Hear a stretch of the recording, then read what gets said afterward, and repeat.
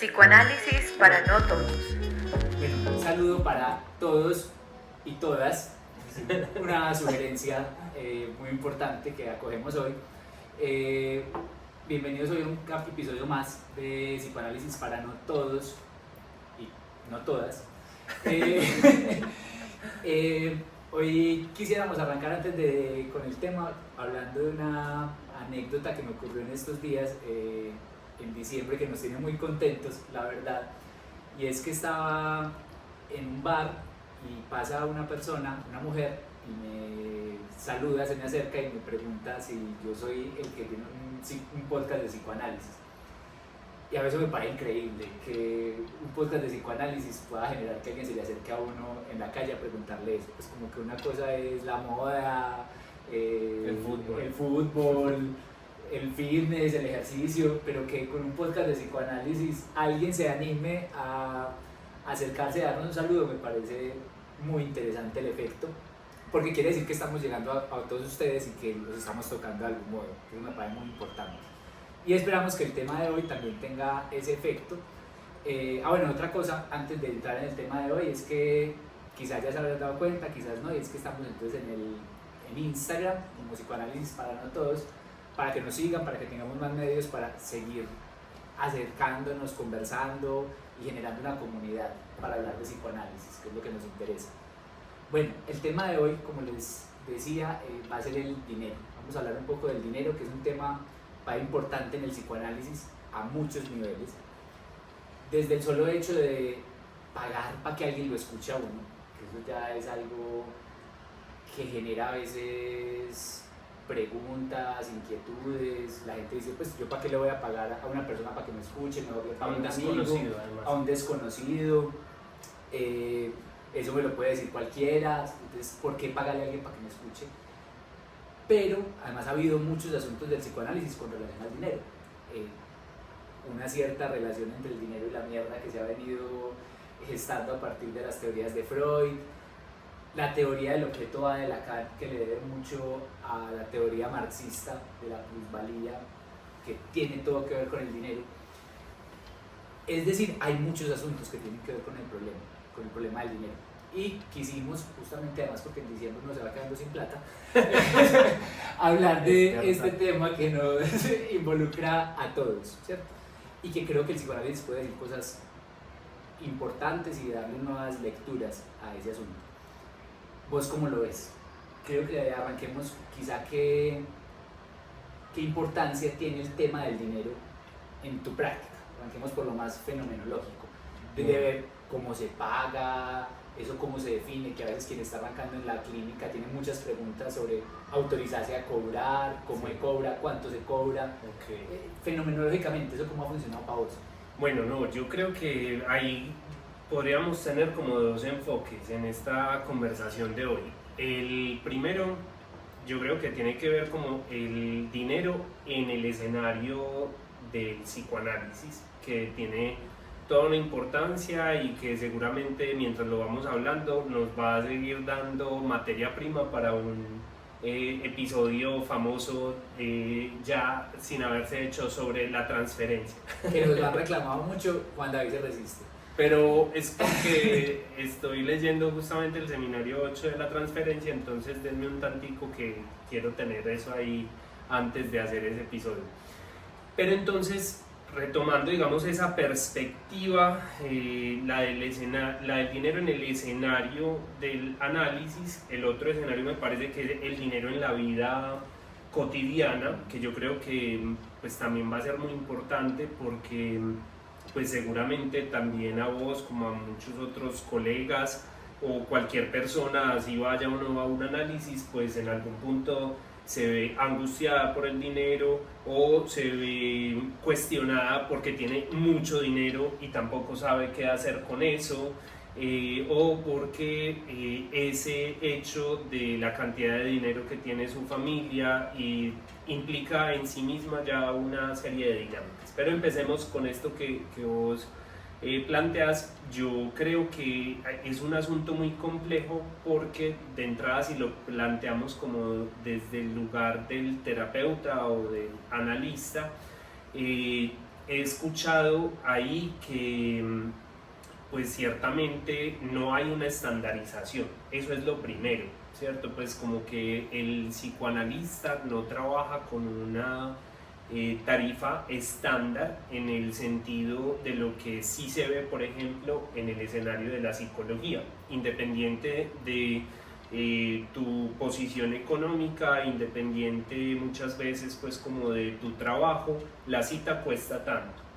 Mientras que yo, digamos, lo que he visto es que en el psicoanálisis, de hecho, pues mi analista en su momento yo creo que me lo transmitió de una manera muy bella, fue cuál es el costo que usted puede asumir, me interesa ahí subrayar el puede, pero que represente un valor del espacio para usted, ¿cierto?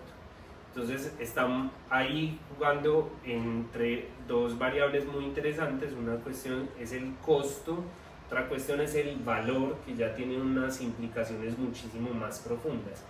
Entonces sabemos que pues obviamente habrá excepciones, pero el ejercicio, digamos, del pago en el análisis pues tiene que ver también con unas variables que le interesan mucho a ese dispositivo. Por ejemplo, cuál es la relación que ese sujeto va a demostrar que tiene con la falta a partir de cuánto está dispuesto a pagar.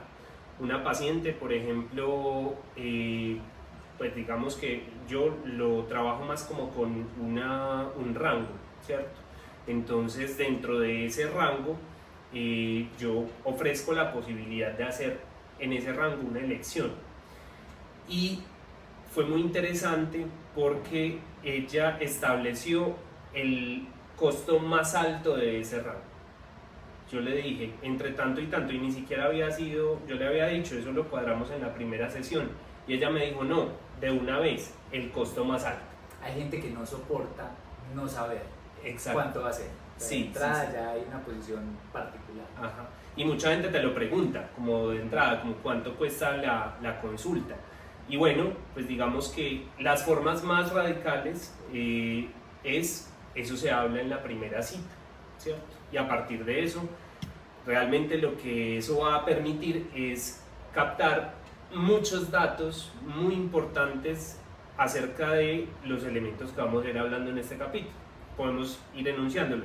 La relación con el otro, la relación con la falta, la relación también con el exceso y cómo también quiero que el otro me vea, ¿cierto? Entonces, creo que ahí es muy importante que marquemos el hecho de que esta paciente, por ejemplo,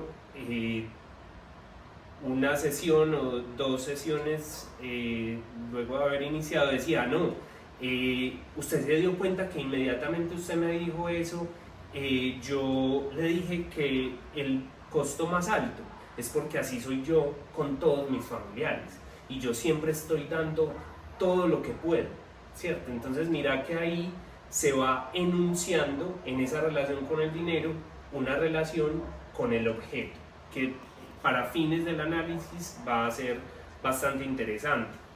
Ahora hay una pregunta que frente a esto que vos comentabas me parece que es bien interesante y es ¿eso qué sentido llega a tener en el escenario de un análisis? ¿En qué momento se cobra a un paciente que lleva muchas citas sin pagar? ¿En qué momento no se cobra? Y evidentemente se permite ver eso que va enunciando también. Que hay una cosa, por ejemplo, que a veces tiene cierta mística y cierta asunto ahí en el psicoanálisis, es por ejemplo los pagos simbólicos. Mucha gente a veces habla de eso y eso genera unas dinámicas. Entonces no me paga con plata, usted cómo puede pagar, y hay otras formas de pago. Sí, pero muy importante eso, porque tiene que haber un pago. Incluso con adolescentes. Sí, recuerdo, pero es porque alguien me lo contó, no directamente él, pero que por ejemplo un analista que trabaja con niños les pide que paguen y que hagan casi que un consentimiento informado, ¿cierto? Como una aceptación de ese proceso y para asumirlo personalmente. Sabemos que un niño pues no va a pagar en dinero, pero que pague con algo, ¿cierto? Un dibujo, una producción simbólica, pero me parece bacano retomar acá una frase de Lacan en el seminario 2, que dice así: todos sabemos que el dinero no sirve simplemente para comprar objetos, sino que los precios que en nuestra civilización están calculados al centavo tienen por función amortizar algo infinitamente más peligroso que el pagar con moneda, deberle algo a alguien. Entonces me parece que de entrada tendremos que pensar que el dinero no solamente cumple funciones en el orden de la relación con las cosas materiales, sino que implica unos efectos en la relación con el otro, y que hay deudas simbólicas que muchas veces, al ser atravesadas por la moneda palpable, se reduce, digamos, la incidencia de ese sentimiento de deuda. Que se le pueda poner un valor.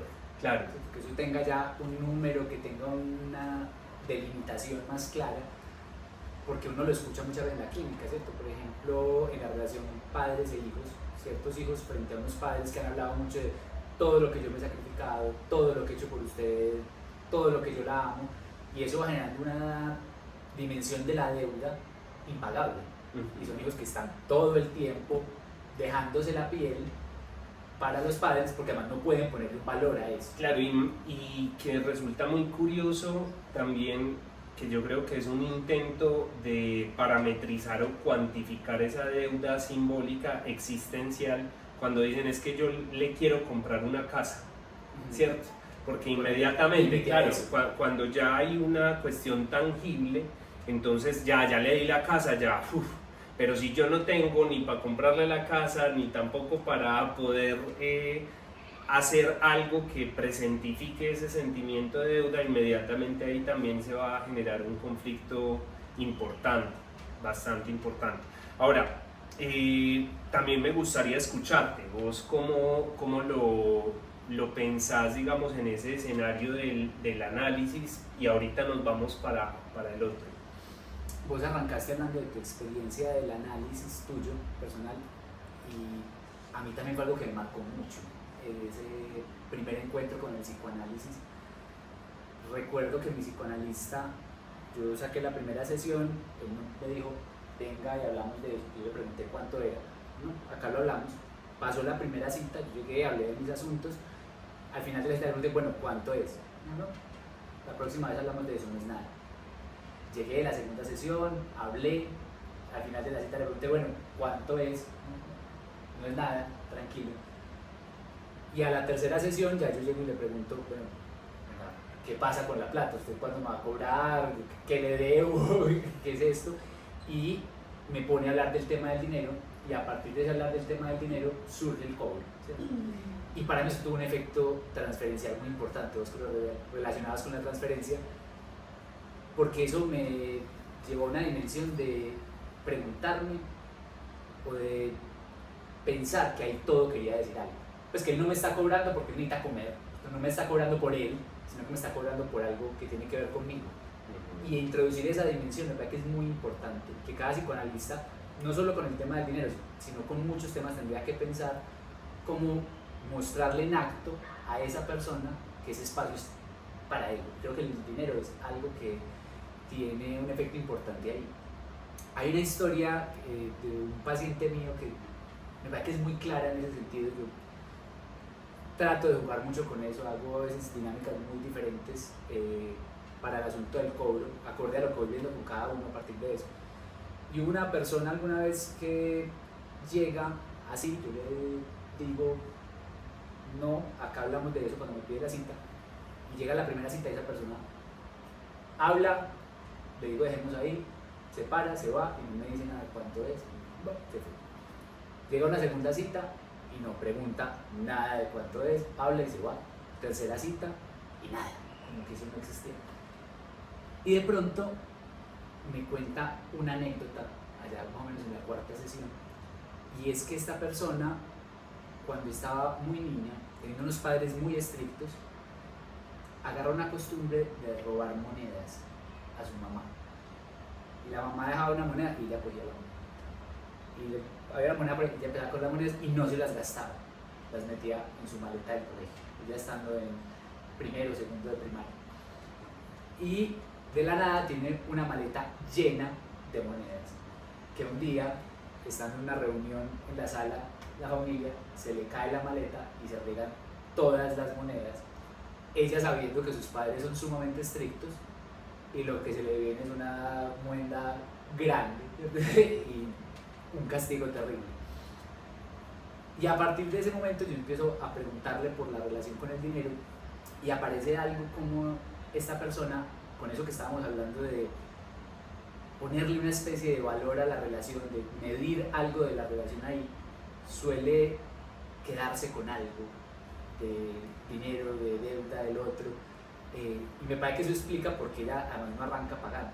Me parece que era una puesta a prueba de ese espacio, de qué tanto se le va a cobrar y qué tanto ella puede sacar algo de ahí. Y esta persona, definimos un valor que era relativamente, me pareció alto para lo que ella me cuenta que podría hacer, pero yo le digo que ella lo define. Y además empieza a no pagar. Y es una persona que tiene una práctica de que paga una vez al año, por allá. Cada tanto acumula, como acumulando en la maleta de primaria, mucha plata y después va y paga, ¿cierto?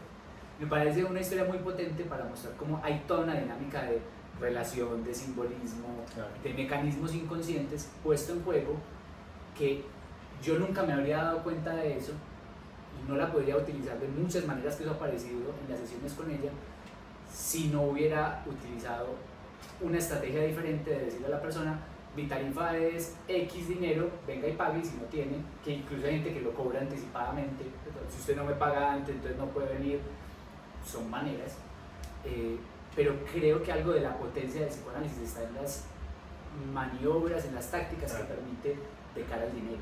Sí, y que de todos modos son maneras, pero maneras que también hablan de cómo se instala ahí el terapeuta frente a su accionar, porque pues ya que estamos hablando un poco de esas experiencias, yo por siempre estaré súper agradecido de que ese costo se ajustaba a la posibilidad de uno, ¿cierto? Pues yo creo que en eso muchos psicoanalistas estamos de acuerdo en que si hay alguien que quiere trabajar a pesar de que no pueda pagar un alto costo, pero le da mucho valor al espacio, no hay ningún problema con el costo, ¿cierto? Pues no vamos a poner cifras porque seguramente pues eso variará con el tiempo y el lugar, pero yo creo que ahí está lo importante. El psicoanálisis en ese sentido no es una práctica que busca, porque es un prejuicio, inclusive un sesgo pues, que hay hacia el psicoanálisis, como que eso es solamente para ricos y para adinerados.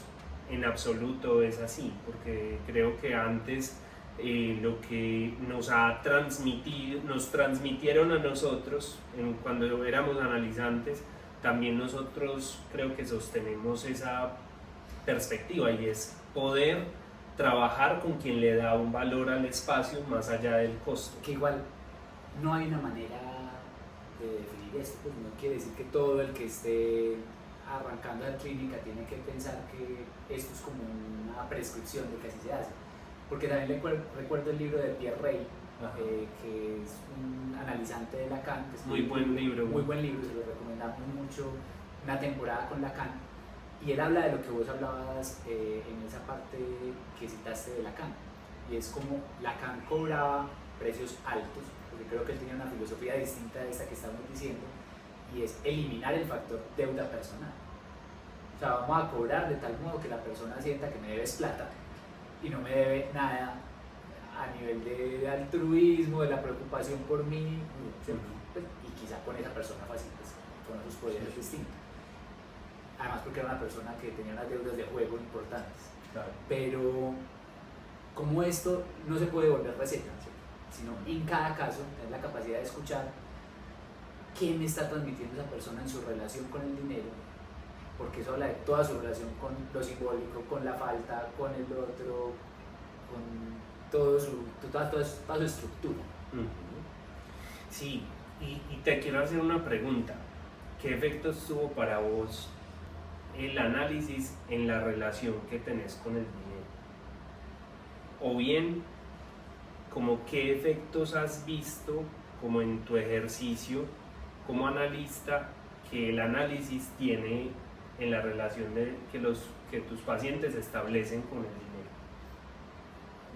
Eso me lleva a la pregunta que te quería hacer. Pues te respondo y ya te hago la pregunta. Porque es que el dinero se vuelve una cuestión, como es tan intangible, ¿cierto? El dinero no es algo en lo real, sino que el dinero es como el puro pacto humano. Cuando uno se empieza a hacer preguntas con relación al dinero, es porque un pedazo de papel vale lo que vale. Si uno está pendiente de por qué el dólar sube, baja, de cómo es que no se puede imprimir billetes, si debemos plata y la gente no tiene plata, pues impriman plata, ¿cierto? Pero eso no funciona así. Y eso nos lleva a preguntarnos por qué no funciona así, ¿cierto? Porque el dinero es una cuestión que tiene que ver con el pacto social, con cómo nos relacionamos todos, y es un objeto muy extraño. Entonces, en esa extrañeza aparece y se presta para todas las extrañezas humanas. En mi historia personal, y yo en la historia de cualquiera, así a grandes rasgos, pues voy a decirlo muy general, cuando uno empieza a hablar de las cosas de dinero, a mí me implicó hablar de toda mi vida. O sea, hablar de que entonces, voy a contar acá infidencias. Por ejemplo, acabo de pasar diciembre, y diciembre era un mes muy raro por cuestiones de plata en mi historia personal, porque implicaba que mi papá tenía un trabajo que en diciembre y enero paraba, y entonces el hombre estaba sumamente estresado por cuestiones de plata, el trabajo de mi mamá no paraba, entonces se me empezaba a marcar una diferencia de ella tenía plata, él no tenía plata, él estaba mal geniado, ella quería gastar, y eso implicaba mirar todas las relaciones familiares, cómo me relacionaba yo con él, cómo me relacionaba yo con ella, cómo entendía el rol de cada uno, y eso es cuando yo empezaba a tener plata, ¿qué hacía con eso? ¿Cierto? Porque empieza a haber cuestiones con la plata que son muy extrañas.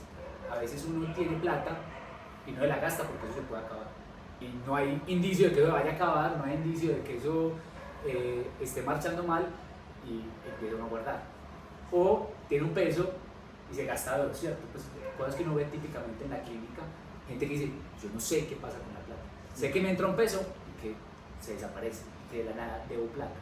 Y unas cuestiones medio compulsivas sin darse cuenta de todo lo que está en juego ahí.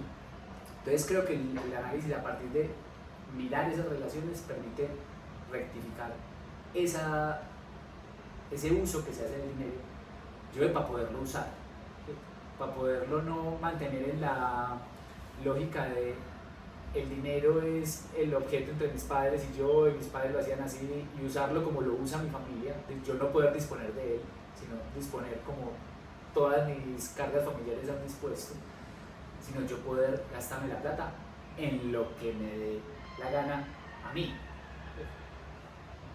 Si es endeudándome porque me endeudo, si es guardándolo porque lo guardo, pero yo poder decidir y tener margen de maniobra sobre el dinero, porque creo que algo que ve uno en relación al dinero es que la gente tenga mucha plata o muy poca plata, suele tener muy poco margen de maniobra, porque entra ahí en ese valor de todas sus cadenas de significación previas. Entonces él no puede disponer de eso con libertad. Que eso me lleva entonces un poco a la pregunta que te quería hacer, y es ¿por qué el dinero tiene ese valor? Pues, ¿qué tiene de particular el dinero que permite mirar tantas cosas? Y ahí creo que estamos en un terreno un poco más teórico, más conceptual, más de otro lado.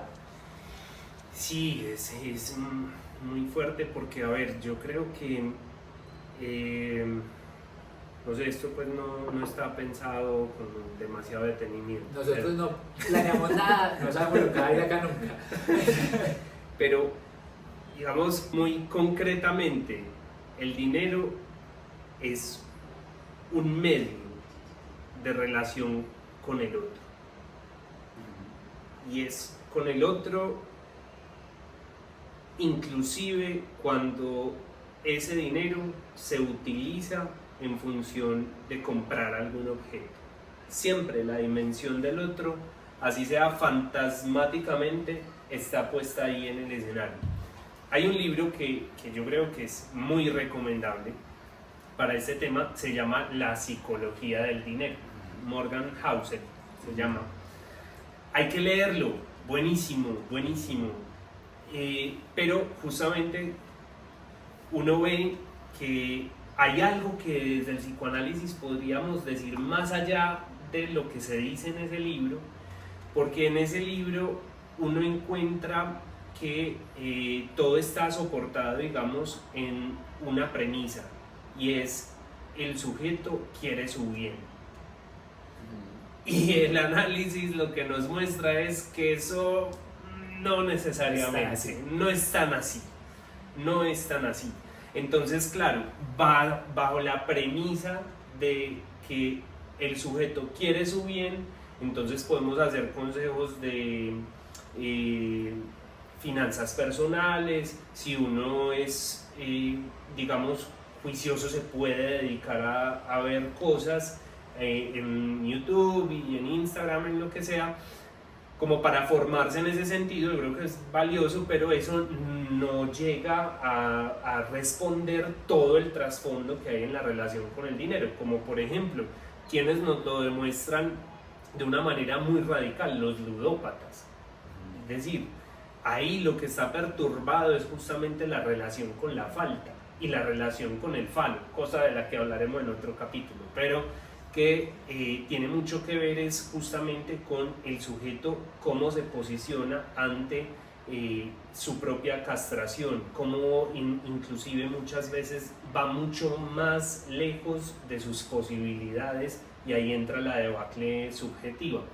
Pero entonces, ¿qué es lo que le da valor? Pues yo creo que hay que concebir también este hecho. El dinero es una metáfora, ¿cierto? Hay que pensarlo como una metáfora, como una cosa que representa a otra. Y eso es... A otra que es nada. Que es nada. Sí, inicialmente, digamos, y fíjate que en la historia de nuestra moneda colombiana estaba el 2.000 pesos oro, porque había una equivalencia supuestamente en el Banco de la República que llevaba algo tangible, material. Y ya no. Oro, ¿cierto? Ya no, ya son títulos de valor. Es decir, más cosas simbólicas.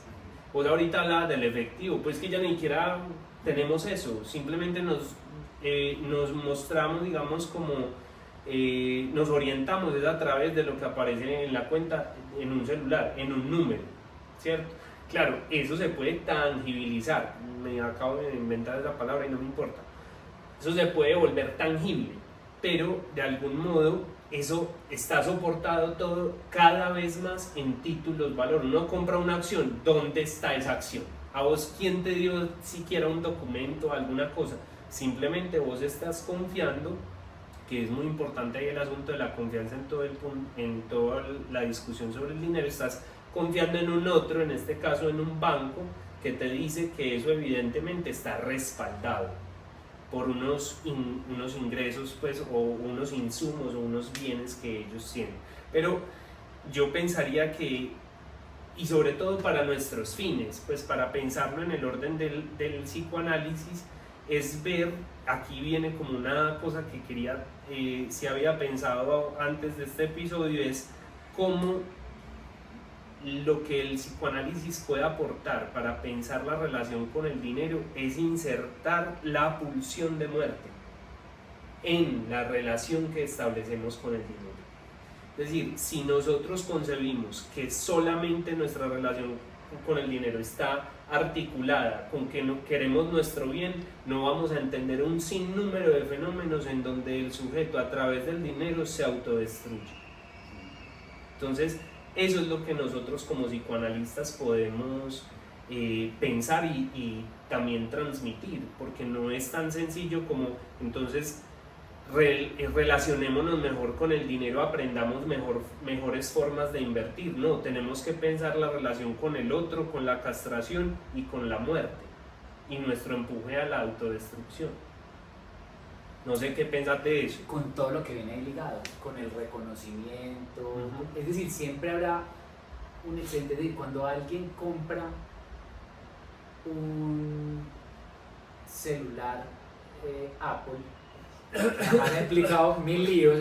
Si esto se demora para salir es porque estos celulares son una cosa para gente muy exclusiva. Pero no entiendo por qué hay que hablar mal de Apple en ese momento. No, la función de muerte. No, tenemos posiciones muy distintas al respecto, pero porque alguien compra ese celular, ¿cierto? Que puede ser más caro, que quizá tenga unas funciones muy buenas. La pregunta es, ¿eso vale, por ejemplo, en su valor de uso, hacerlo?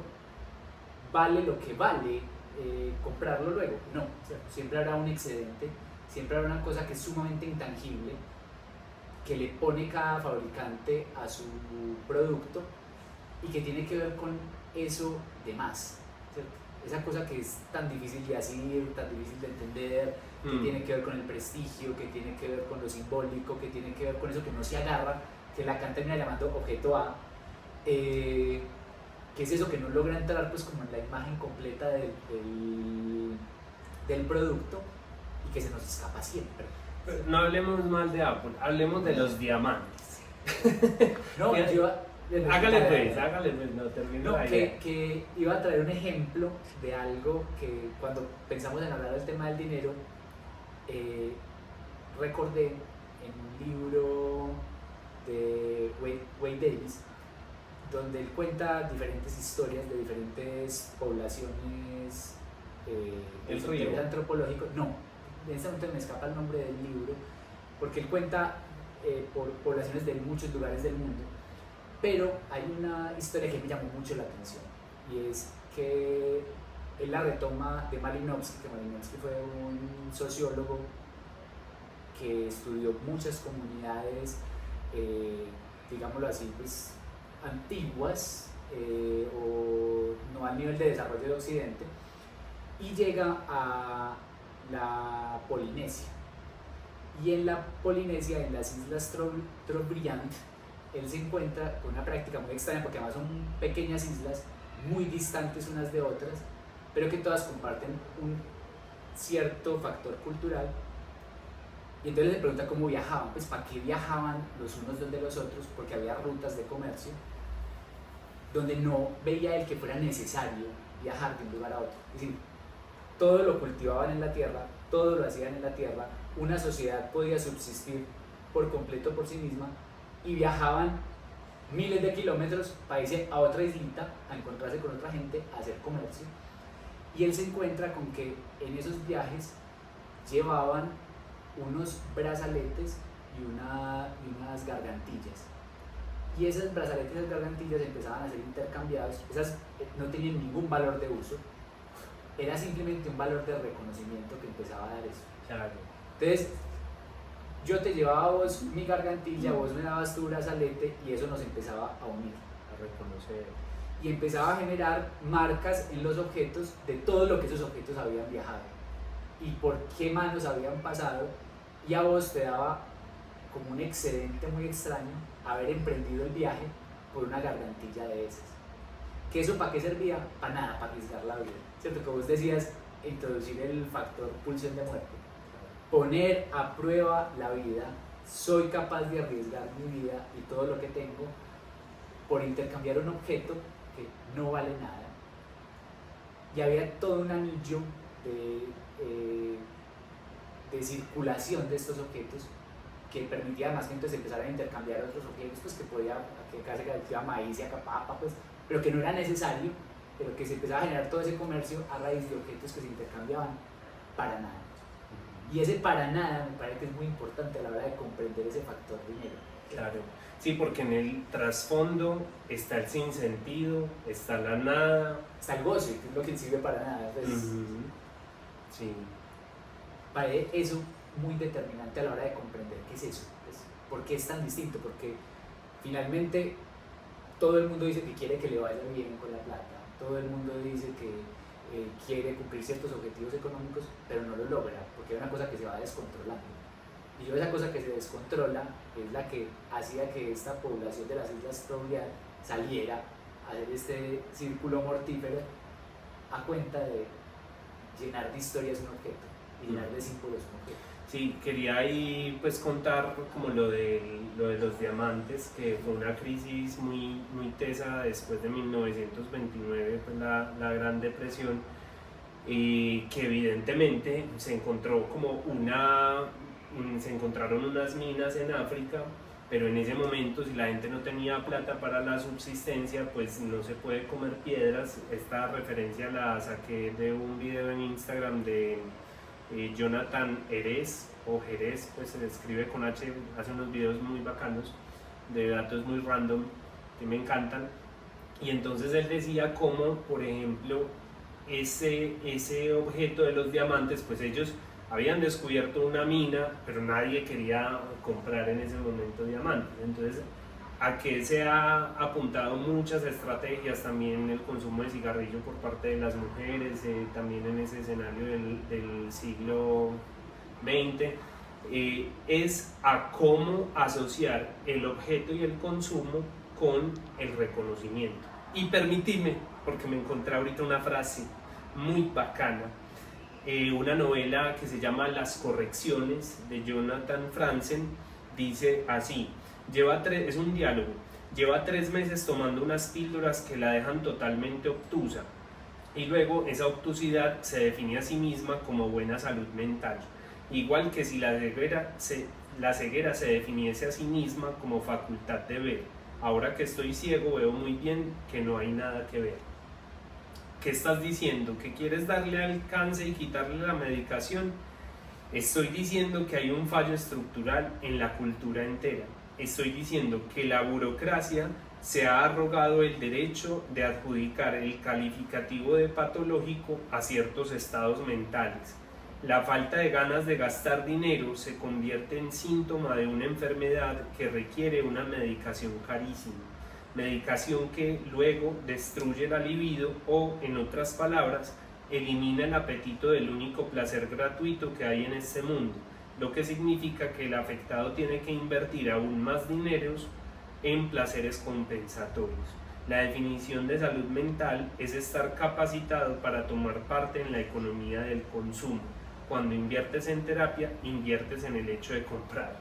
Me parece muy bueno para todo esto que estamos hablando, porque también nos pone en el escenario entonces como, bueno, entonces la terapia debería o no cobrar. Ya decíamos ahorita que si se hace, digamos, el uso del dinero en el escenario de la terapia es porque sería aún peor no cobrar por la consecuencia simbólica que eso trae, pero nos pone también como en el escenario de cómo inclusive asuntos de la salud mental, de la relación con el otro, del deseo, del reconocimiento social, está muy vinculado entonces con todo lo del dinero.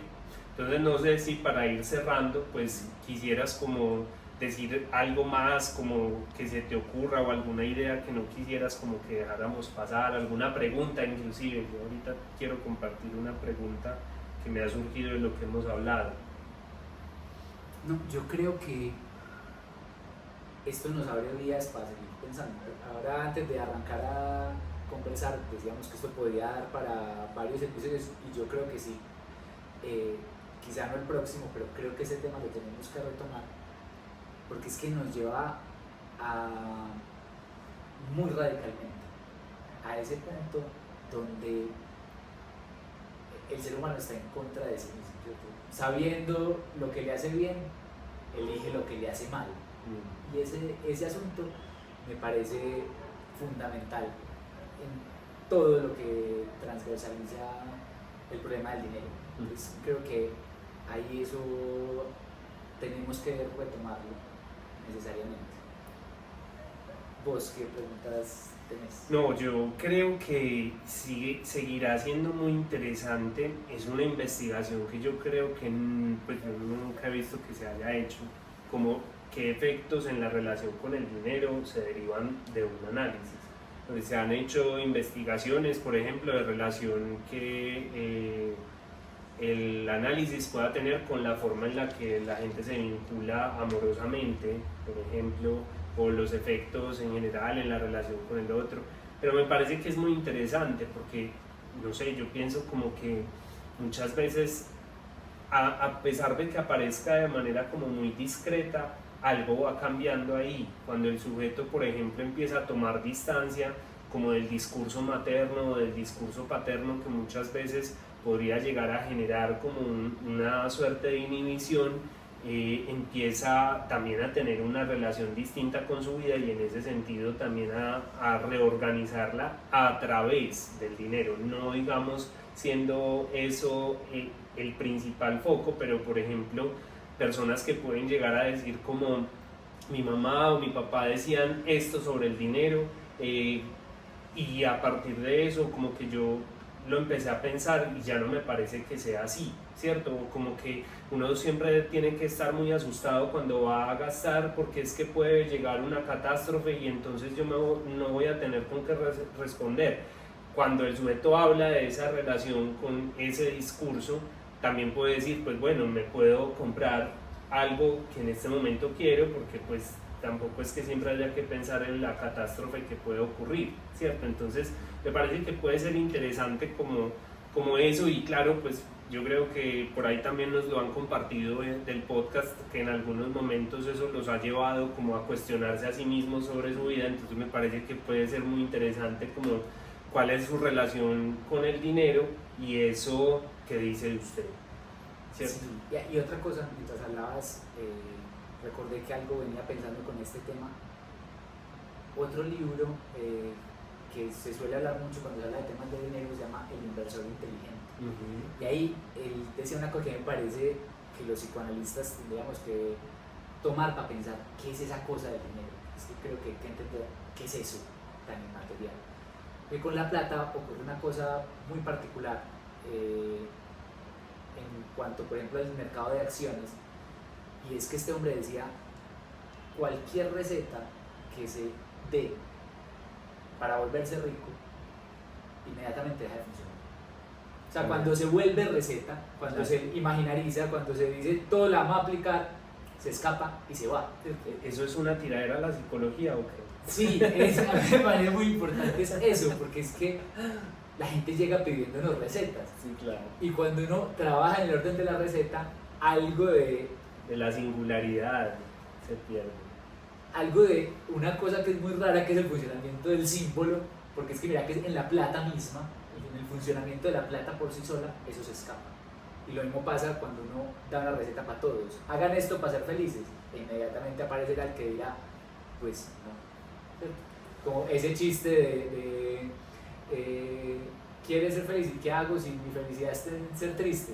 Entonces, ser triste si eso te hace feliz, ¿cierto? Como una cosa paradójica que siempre está por ahí. Okay. Y hasta ahí yo creo que podemos ya dejar.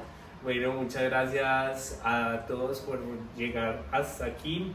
Esperamos entonces que podamos mantener la conversación. Psicoanálisis para no todos.